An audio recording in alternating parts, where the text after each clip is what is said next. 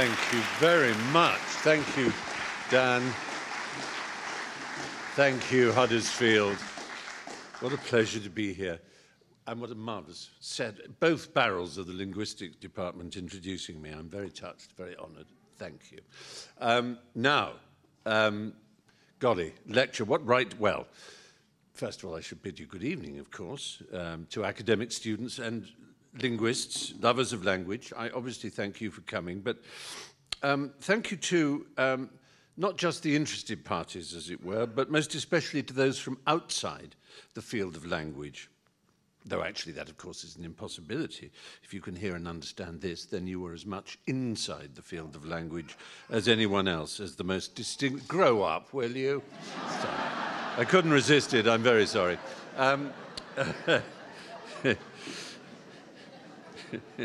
But what I mean is to extend a very special and warm welcome to those of you who are simply language curious, if you like.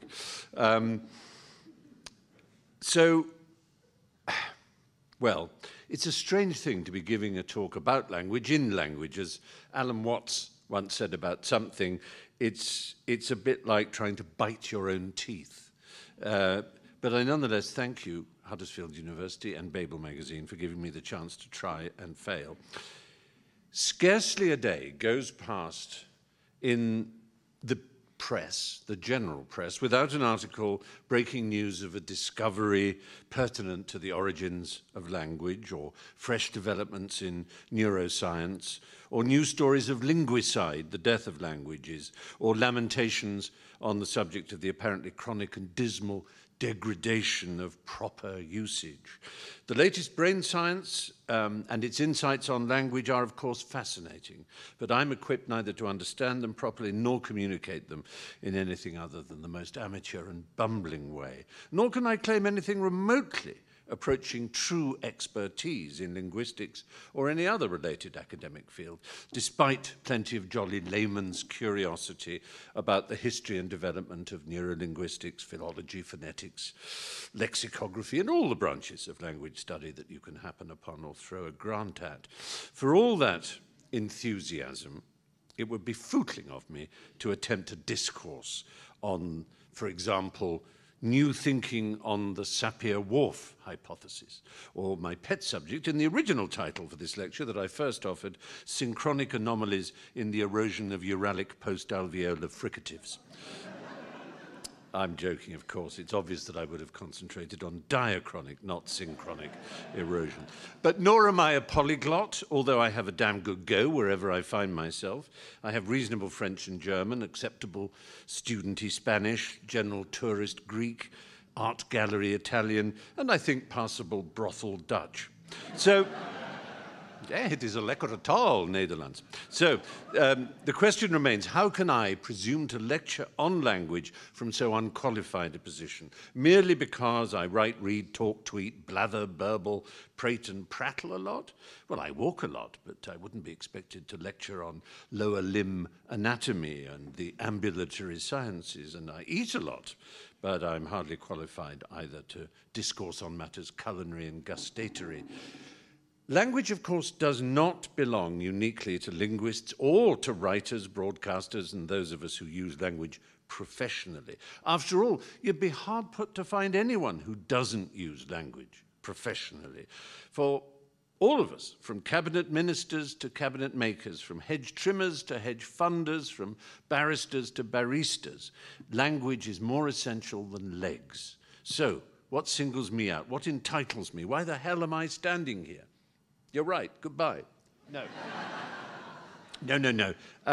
I take it that I'm here because it might be apparent from much of what I've said and written over the years that I have a perhaps more than usually great love of language and a more than usually high doctrine of its defining role in our human natures. A playful love, sometimes a mocking love, but always a deep one. And that is my subject tonight. Not so much what we have here is a failure to communicate, a line I'm sure you all remember Strother Martin delivering in the great film Cool Hand Luke.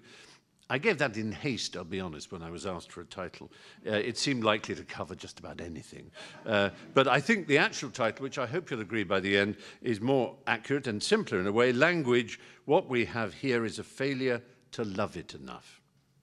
Now, if it doesn't seem too self-indulgent, and frankly, even if it does, the best way to demonstrate this at the outset, my love of language, might be to show you a sketch from a very early episode of a show called A Bit of Fry Laurie, a TV show that I wrote and performed with my colleague and friend Hugh Laurie many, many, many years ago, when all around here was green fields.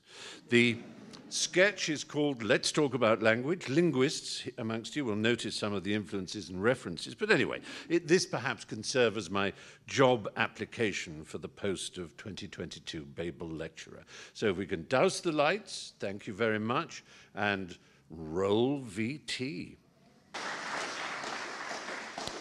Well, yes, very silly. And of course, it's absolutely typical of my life with Hugh that I had to learn all those lines, and he just has to widen those beautiful blue goggly eyes and steal all the laughter. But no, it was such fun doing that. But where did this special love of, what did I call it in the sketch, my brother, my sister, my mother, my friend, my nursemaid, this thing of this language, where did it come from? Why did I have this special relationship? I like to say that I fell in love with language from an early age simply because I had nowhere else to go. From close to the beginning of consciousness, I could tell that compared to other children, I was hopeless at anything physical or athletic. I've never, for example, been able, even when young and bendy, to be able to sit cross-legged, tailor fashion, as they used to call it, let alone climb a rope or dive into water or throw myself into the ground in order to stop a cricket ball or even to catch a cricket ball. I couldn't, and I can't, and I'll never be able to. Nor was music any better. I couldn't count or come in on time, couldn't sing even remotely in tune or clap on the beat or off the beat, whatever that means. And as for dancing, to this very day, the word dance makes me shiver and writhe and come close to vomiting with horror and unhappiness. Nor could I draw, mold, sculpt, craft, saw, stitch, model, or paint without making a horrific mess. And so for the first few years of life, I thought of myself as entirely useless, more or less a waste of skin. You can cry, if you like. So I did enjoy stories, though. I'd sit in bed with a torch in my boarding school when I was young and tell tales to the dormitory after lights out. And from the first, that dread English sneer, too fond of the sound of his own voice, followed me everywhere. I was at the sort of school that started teaching you French and Latin when you were about 8 or 9, so I did take those and I enjoyed them. Enough for the Latin master to suggest I might enjoy adding ancient Greek to my studies, which I did. The different alphabet thrilled me instantly. Why didn't English have a phi or a psi or a theta? I wondered. I started to spell Stephen with the internal phi, and I taught the alphabet to friends so we could use it as a secret code. And the etymological side of things appealed as well. The Greek book that I was given to work from liked to teach new vocabulary by way of derived English cognates. So graphane, to write, can be remembered, the book would say, by thinking about graphics and telegraphs. Or grammane and phonos put us in mind of gramophone, that sort of thing. I'll never forget coming across the noun thauma in that book, which was accompanied by this note: "This is easily remembered by thinking of the English word thaumaturge," which brought me up a bit short. It's not a word that 10-year-olds often use. And the book was right, however, because I had to go and look it up, and I've never forgotten it since. As I'm sure you know and don't need reminding, thauma means miracle in Greek, or wonder, and thus a thaumaturge is a miracle worker. But I liked English, yes, but to me at first that was just a subject, like maths or geography or history. And I liked learning other tongues, but I never thought much about language itself qua language. I do recall an early music lesson. The teacher wrote up on the blackboard, orchestra, and I squeaked out instantly, cart horse, because the anagram had leapt out at me. And everyone stared at me as if I was a freak. And that's how I felt about it. It didn't feel like a skill that I could be proud of, though many years later, the reward for this pointless, ludic facility was when I was having dinner with the great Alec Guinness, the actor, Obi-Wan Kenobi, if you don't know him from anything else. And I was able to tell him that his name is an anagram of genuine class, which pleased him very much indeed. So while I was slow with numbers and slow with science and worse than slow with anything involving physical movement, speed or grace, I was quite agile with words, with puns and spoonerisms and anagrams, just the kind of skills that elicit groans and shrugs from decent people everywhere. Puberty, however, brought a new relationship and a deeper relationship. I've told this story before, but it strikes at the very heart of my relationship with language, and I thought it worth going into here. I was raised in God's other own county, Norfolk. Home was a 12-mile bike ride away from the throbbing metropolitan Gomorrah that was Norwich. My life literally resembled, therefore, that of the great clergyman Sidney Smith, who, when translated to a remote rural rectory, wrote to his friend Lady Holland, "My living in Yorkshire is so far away that I am actually 12 miles from the nearest lemon." And I grew up 12 miles from a library, a cinema, or a coffee bar, let alone a lemon, and 1,200 miles from lemongrass. Anyway, one rainy afternoon, I was about, maybe 12 years old, I turned on the television, and a film had just started. 5 minutes in, so I didn't catch the title. The moment I started to watch, I found myself becoming more and more transfixed. It was the language that engrossed me. The film was set in the past. I knew it wasn't as old as Shakespeare or even Jane Austen, but I couldn't quite place the period. It was very elegant, very charming. But the language, I had never heard anything like it. It made me almost want to dance. Me, dance. But there was something so joyfully perfect about it. It was funny, too, incredibly funny. A new kind of funny, however, so elegant, so swiftly yet effortlessly delivered. The rhythm and the patterning were divine, a whole new kind of music. At some point, a young man knelt in front of a young woman and said, "I hope I shall not offend you if I state quite frankly and openly that you seem to me to be in every way the visible personification of absolute perfection." And it was as if I'd been punched in the solar plexus.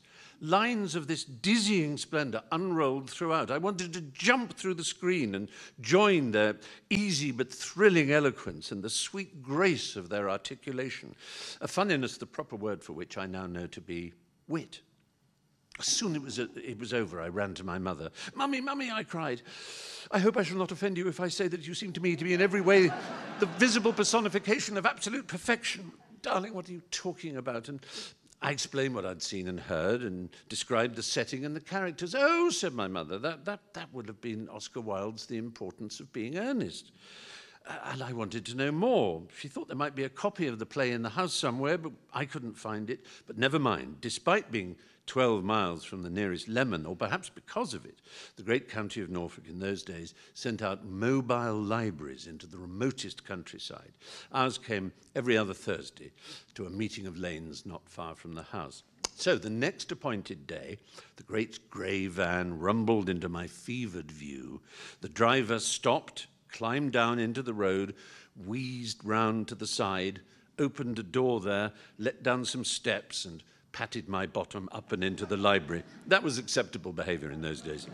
The librarian welcomed me aboard. She sat behind the counter, a sweet old thing in a lemon-coloured cardigan. She had soft, powdery cheeks and spectacles on a chain that rested on an ample bosom. Think of a sort of fluffy Margaret Rutherford. Such people don't exist anymore, really, do they? They belong to a world when babies went in prams, not strollers, and men had brill-creamed hair and yellow nicotine-stained fingers, and women went shopping in hair curlers. Oh, get on with it, Stephen. So she said, "What can we do for you, young man?" And I said, "Well, I hope I shall not offend you if I state quite openly and frankly that you seem to me to be in every way this visible personification of absolute perfection." I beg your pardon. And then I told her, might I have a copy of The Importance of Being Earnest by Oscar Wilde? And she pointed, and there, sure enough, low on a shelf, Oscar Wilde, The Four Comedies, A Woman of No Importance, An Ideal Husband, Lady Vandermeer's Wind, and, heaven be praised, The Importance of Being Earnest. She stamped the book out with that springy thump which is heard no more in the world, and I ran panting home, clutching the book to my heaving breast. For 2 weeks, I read the play every day, twice a day, 3 times a day, and the others, which I liked, but not so much. It was the importance to which I attached so much. Well, importance. What was it about that phrase that first triggered me?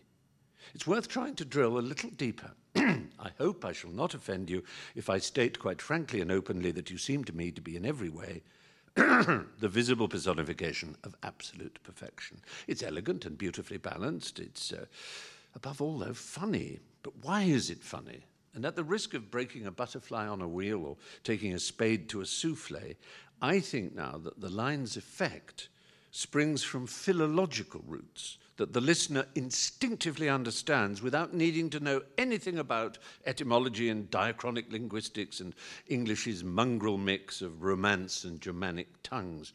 Somehow, we just know, without being told, that declarations of love should be made using Anglo-Saxon words, because Anglo-Saxon is honest, it's truthful, it can be trusted. We expect, you're so great, you're the tops, you be my bride, you stun me, you knock me for 6, you're my dreamboat, may I kiss you, I want you for my own, I love you. But Wilde gives Algernon, the character who speaks the line, first, yes, a solid train of short Anglo-Saxon words, you seem to me to be in every way, but suddenly that train draws into a very Latinate station, the visible personification of absolute perfection. If Algernon meant what he was saying, if he was caught up in sincere feelings of love, surely he wouldn't take time to express it like that. And yet the very fact of being able to come up with so intricate a phrase is in itself a loving compliment too. So it's a contradiction, like Dr. Doolittle's push me, pull you. It's both from the heart and the head. I might say laughter fills the space between these contradictions, or that laughter is plucking on the overstretched strings of cognitive dissonance. I might say that, but then you would think me a pretentious twazzock, so I shan't. But in a strange way, the whole business of what's Anglo-Saxon and what's Latinate strikes at the heart of so much English history, English the language and English the people.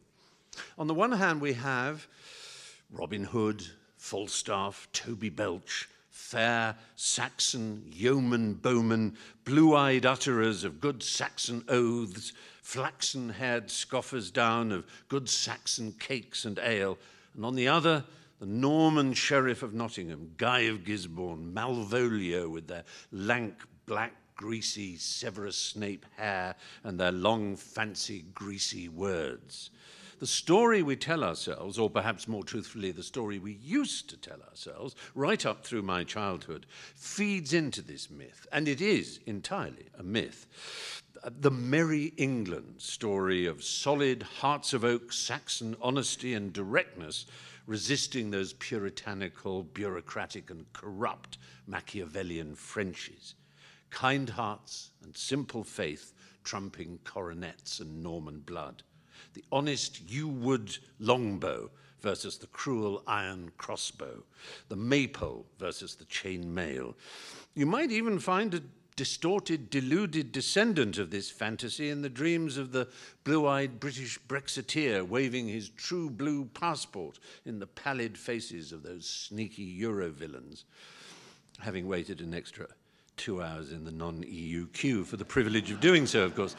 But Normans, of course, were called Normans, we should recall, because Normandy was named after settlers from the north, Norse Vikings. They were far more likely to be blonde and blue-eyed, frankly, than the Jutes, Celts, Angles and Saxons whose lands they conquered in 1066. But that myth remains a deep part of the vision we have of ourselves. Fancy words, intricate Latinate constructions, such folderols and curlicues are deprecated by plain-speaking Robin Hood, Ivanhoe, Percy Blakeney, Hannay, Biggles and Bond. And there's Winston Churchill, too. We shall fight them on the beaches. Hitler can do his worst. We shall do our best. His famous speeches are mostly compounded of punchy, solid, monosyllabic Anglo-Saxon. And then, for perfect, glorious effect, the odd Latinate phrase decorates the words like a heraldic scroll, as when on VE Day he preceded his triumphant barks of "Long live the cause of freedom! God save the king!" with the exquisite rumble of "Advance, Britannia." But Churchill's famous saws and sayings are, for the most part, as Anglo-Saxon as a bulldog. So yes, there's a long tradition of distrusting Latin. Don't use a $5 word when a 50-cent word will do, Mark Twain advised. Disraeli said of Gladstone, a sophistical rhetorician inebriated with the exuberance of his own verbosity, which has a touch of exactly that consciously ironic Wildean self-contradiction, using sophistical rhetoric to condemn sophistical rhetoric. I've taken a long time over that story of that phrase from The Importance of Being Earnest and how it lit up so much excitement in me, because I'm aware that I'm extremely lucky to have had such an epiphany. The experience with Wilde took me on further scrabbling excursions to libraries to find out more, visits that led, of course, to the shock of discovering Oscar's terrible fate and realizing its connection with my own nature. But that's another story for another day. This is about what Wilde, that self-styled lord of language, did for me. Until meeting him, I had not understood what language could do sui generis, in and of itself. The so-called grandfather of linguistics, Noam Chomsky, the very mention of whose name elicits cheers and groans in equal measure, did say one thing that I don't think anyone can dispute, whatever their views on his generative grammar and embedding and all that. He said, it's important to learn to be surprised by simple facts. Most of the world has not learned or been taught to be surprised by the simple fact that we all speak and understand at least one language, that the means of communication that is the gift of us all is of so many orders of magnitude more remarkable than the communication systems of any other living organisms on Earth. Such claims are always hedged with concessions to whales, chimps, dogs, bonobos, corvids, and these days even trees and their mycelial communication networks, and peppered with phrases like, that we know of so far.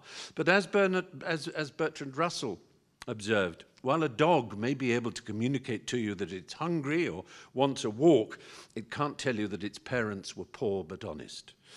There'll always be someone chiming in with, but how do you know that the dog isn't trying to tell you exactly that, only you can't understand it? Well, to quote Russell again, that's like saying, we can't know that there isn't a teapot orbiting the planet Venus in such a way that it's always facing away from Earth and thus remains invisible to us. Some claims are so wildly unlikely that while they may be happily figured in our dreams and fantasies, it seems nonetheless rather wasteful to figure them in our thinking and understanding. Still, these days, arguing for linguistic exceptionalism in the human species can come over as anthropocentric vanity, when, as we know, all that we are fit to express about ourselves is shame, embarrassment, and self-disgust. We've moved from guilt at the original sin that resulted in our expulsion from the Garden of Eden to guilt at modern sins that exclude us from the Garden of Nature. But that too is a subject for another day. I'm going to take it as read that the development of language in our species 50,000 years ago, más o menos, gave us a gift, a toolbox, a superpower that is unique to us, Homo sapiens, or if you're American, Homo sapiens. Music, we know, can enrapture our souls and speak to our deeps. It is often described as beyond language, and I think we can all sense why.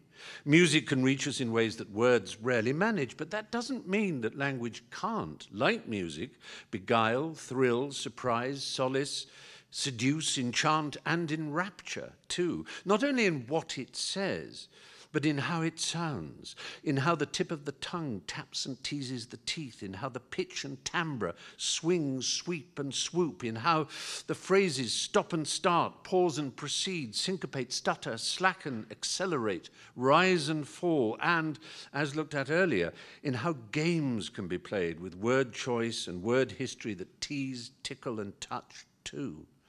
A string of words can be as rich an offering as a string of pearls, a gift to lay at the feet or the ears of your interlocutor that can make them smile, clap their hands, and flush with pleasure, or to enrage, distress, humiliate, disappoint, and terrify, of course.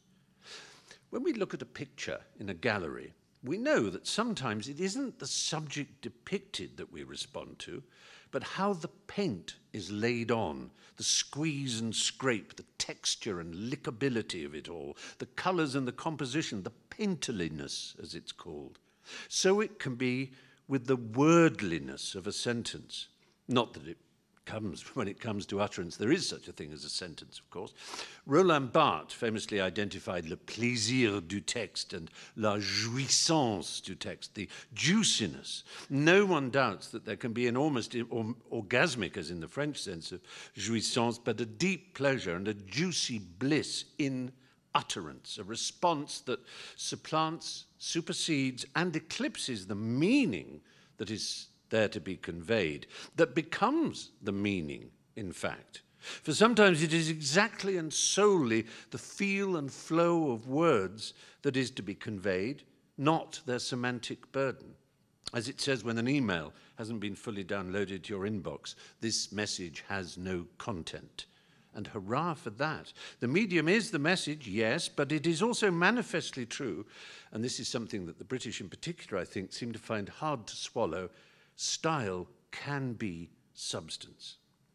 So it was, anyway, that Algernon's seduction of Sicily gave me a feeling that words were a medium, like musical notes or paint, dance, pottery coils, and every other damn thing that I was so useless at. And it offered me the dim hope that just as friends who could play the piano or cricket went to practice rooms or the nets to improve and hone their skills, then maybe this could be done with language. Where others listened to Pink Floyd, Slade, or the Stones, I listened endlessly to gramophone records of music hall and radio comedians, to W.H. Auden and T.S. Eliot reading their poetry, and to the speeches of Churchill. There really wasn't much else in the way of spoken word recording in those days. Then Monty Python arrived. Oh, the joy of that sketch about woody words and tinny words. They got it. My whole waking life began to be more and more dedicated to being silly and adventurous with words, devising codes and languages within languages, drawing inspiration from a weird range of reading that stretched from my 3 W's, Oscar Wilde, Evelyn Waugh, and P.G. Wodehouse. These I love, but also Baroness Orsi's Scarlet Pimpernel, Dickens, Buchan, Conan Doyle, Billy Bunter, mad mix. My friends were discovering new chords, keys and rhythms to play on the guitar, or new strokes of the bat. I was discovering new chords, keys and rhythms to play on the larynx and new strokes of the pen.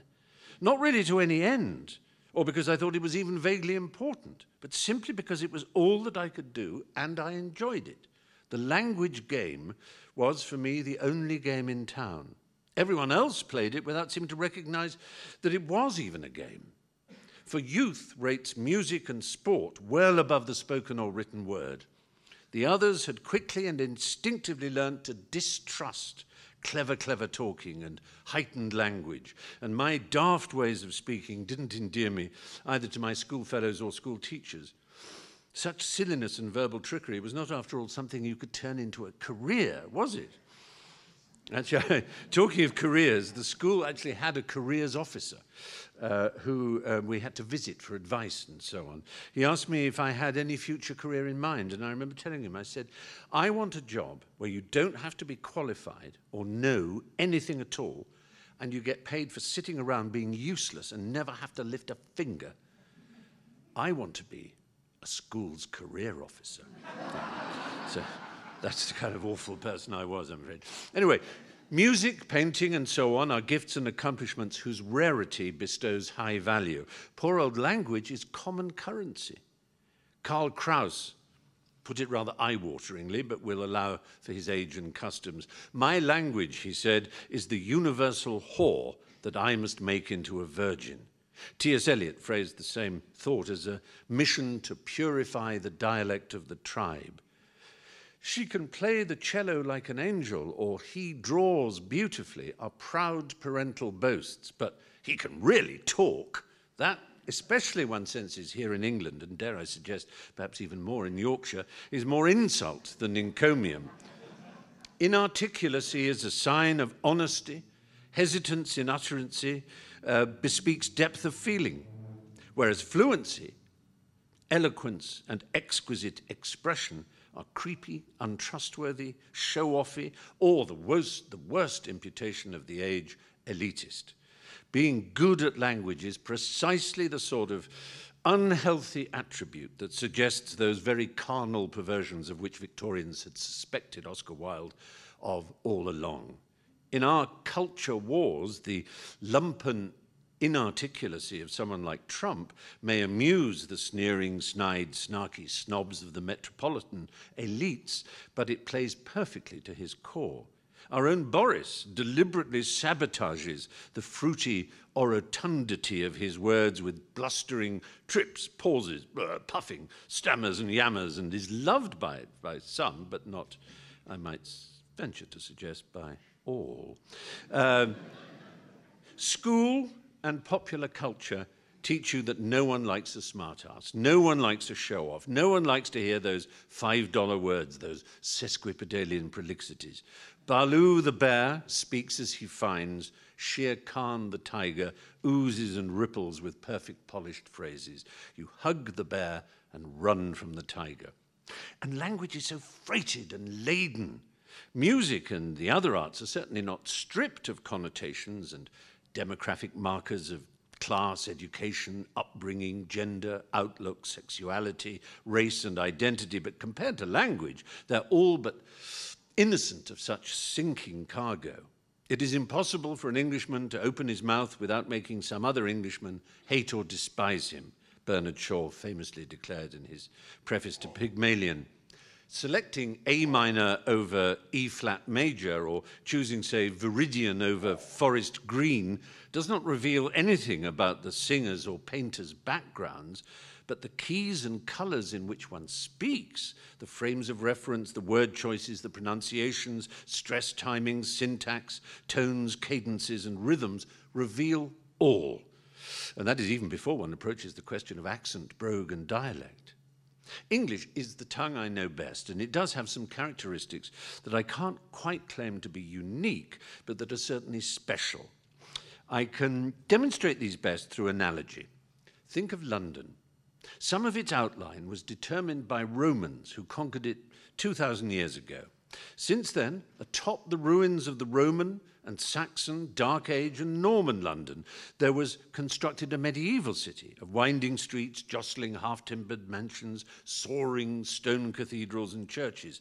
Then came Tudor and Jacobean palaces, halls and playhouses, and after fire and plague, a period of renewed classical elements, the squares and avenues of Georgian and Regency London, elegant, spacious, harmonious. The Victorians introduced long suburban streets, terraces, warehouses, libraries, mills, schools, town halls, railway stations. And in the 20th century, there arrived a new architecture of glass and concrete, office towers, corporate headquarters, airports, car parks, shopping centers.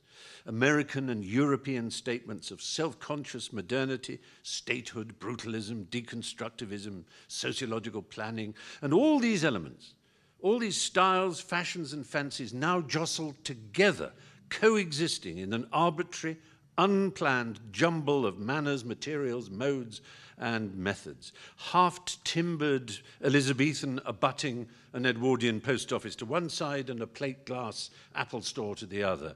Thus a living city in which all the expressions of its history are contained in one. Paris, gorgeous Paris, is somewhat more pristine. It has a medieval area, the Ile de la Cité. It has Haussmann's highly designed 19th century centre, Everything modern is either a self-conscious and approved grand projet or cast into the outer banlieue beyond the périphérique. And of course, Paris avoided being blitzed, which also helped it stop becoming as higgledy-piggledy as London. You see the analogy. As far as their language is concerned, the Académie Française has existed since the days of Cardinal Richelieu to ensure that the same thing remains true of la langue française. The demotic and vulgar, the foreign and impure are barred from entry.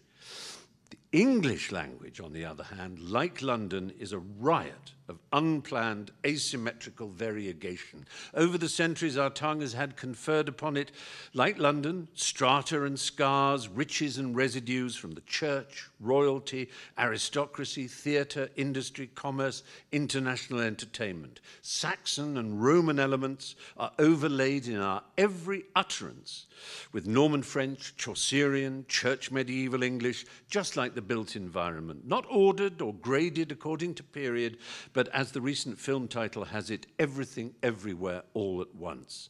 A great flourishing of Shakespeare, the Bible of King James, Milton and Dryden informed the language, followed by the Augustan English of Johnson, Swift and Pope, prose laid out in graceful harmony like Georgian squares, while in the alleyways, thieves' cant, prisoners and sailors' slang enlivened the language with all kinds of new energies. The Victorian English of industry, Dickens and the music hall mucked in too, and latterly the English of the 20th and 21st centuries with incoming patois, creoles and dialects from India, the Caribbean, Africa, Australasia and elsewhere, enriching the language, all the way through to the dominance of radio and cinema, the discourses of fascism, communism, socialism and finance, the Americanisms, the street talk, jazz and gangster argot, the TV, the rock and roll, golf, cricket, football, the corporate speak, the computer jargon, the language of hip-hop and social media, and here we are.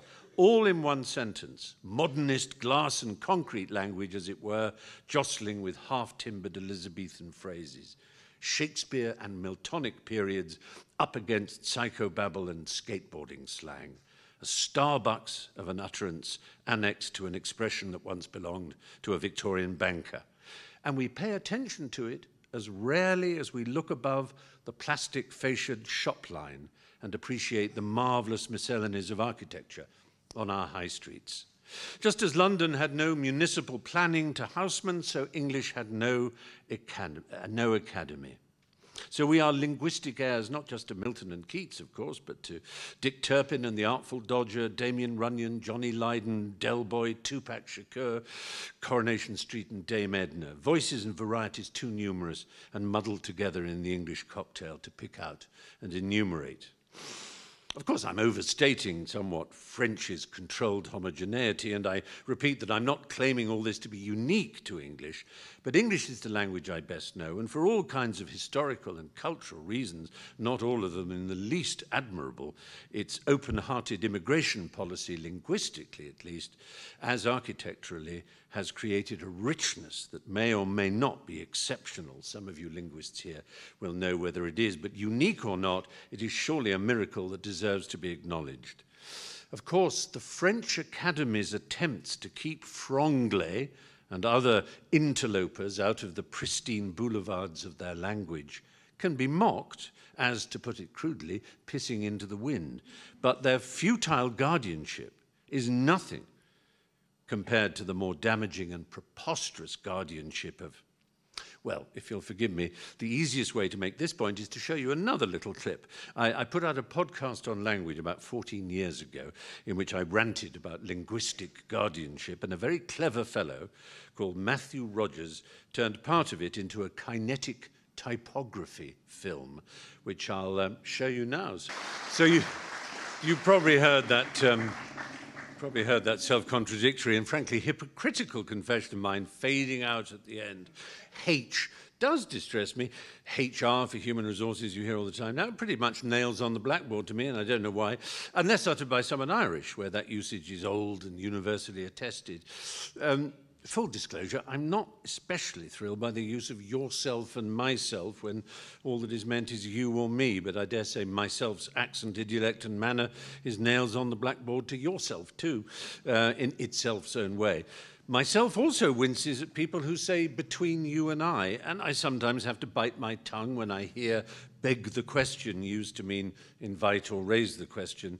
But I should and must beat down these silly, picky, persnickety objections. There's no right or wrong in language any more than there's right or wrong in nature.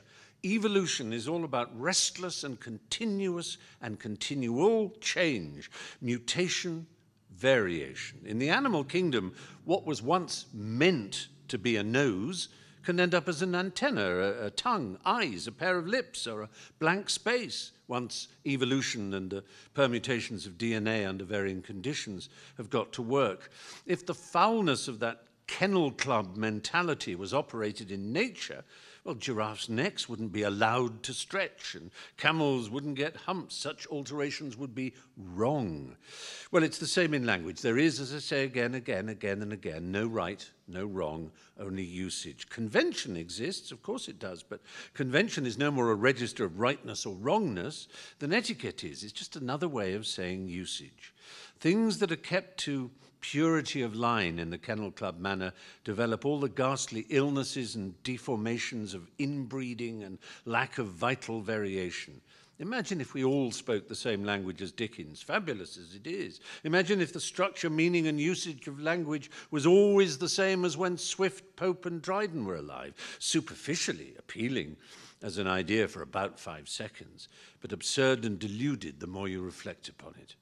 Language is ours, whoever we are, whatever our reading, education, employment, or background. It doesn't belong to me, it doesn't belong to Google, Parliament, Wikipedia, the BBC, the Times, Guardian, Mail, or Facebook. It doesn't belong to the Department of Education, Spotify, Apple, or Amazon. It doesn't even belong to the departments of linguistics and language in universities and colleges. It belongs to everyone with a tongue, ears, a keyboard, pen, or hands to sign. Rather than reserving it only for the banalities of life, pass the mustard, where's the toilet, I'm hungry, shut up, what's on TV, exercise your right to have fun with it. All right, for a job interview, you might, as I said, adopt a more formal mode of utterance, just as you might put on an unaccustomed suit or tie. We can all do that, dress up for work and then dive into jeans and hoodie when we get home. We can change our language as easily as we change our clothes, and we do it without even knowing it. We have one way of talking to Granny, another way of talking down the pub. Where are today's sartorial dandies, however? We don't, in dress, there are very few dandies now. We certainly can't count the self-conscious, commodified Met Gala branding of influencers and celebs. And where, more importantly, I think, are the verbal dandies? Well, the Kendrick Lamars, Lem Sissays, Eminems, that generation of poets and songwriters, they seem to get it. But what we do have here is a failure to communicate with the assurance of ownership, with the confidence, as people like to say now, of agency. Let all believe that language is their birthright. Let there be freedom and let there be pleasure. Let there be textural delight. Let there be silken words and flinty words and sodden speeches and soaking speeches and crackling utterance and utterance that quivers and wobbles like rennet. Let there be rapid firecracker phrases and language that oozes like a lake of lava. Words are your birthright. Unlike music, painting, dance, and raffia work, you don't have to be taught any part of language or buy any equipment to use it. All the power of it was in you from the moment the head of Daddy's little wiggler fused with the wall of Mummy's little bubble. So, if you've got it, use it. Don't be afraid of it. Don't believe it belongs to anyone else. Don't let anyone bully you into believing that there are rules and secrets of grammar and verbal deployment to which you are not privy. Don't listen to dinosaurs like me moaning about H's. Don't be humiliated by creeps into thinking yourself inferior because you can't spell broccoli or moccasins. Just let the words fly from your lips and your pen. Make up silly nicknames for those you love and those you despise. Devise nonsense words and mad mantras. Don't sing in the shower. Try out accents and gobbledygook there. Give your words rhythm and depth and height and silliness. Give them filth and form and noble stupidity. Words are free, and all words, light and frothy, dour and dappled, firm and sculpted as they may be, bear the history of their passage from lip to lip over thousands of years. How they feel to us now tells stories of our ancestors, and with every breath builds new stories for our descendants. Be a thaumaturge. Set the words free. Fly, my pretties, fly. That's enough now. Shut up, Stephen. Thank you.